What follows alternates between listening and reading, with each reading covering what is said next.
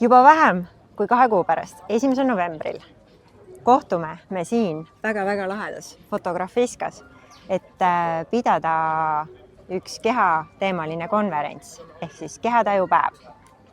Meil on 6 üliägedat õpetajat, kes on kõik oma ala professionaalid, kes tulevad jagavad oma teadmisi ja tööriistu, kuidas ennast oma kehas, oma elus üleüldse paremini tunda. Ja see päev on mõeldud just sulle, kui sa tahaksid paremini tundma õppida oma keha, mõista selle sõnumeid, saada aru oma tunnetest või sellest, miks su keha funktsioneerib ühteviisi või teistviisi ja kuidas teda paremini toetada, et olla õnnelikum, tasakaalukam ja elada harmooniliselt oma kehaga.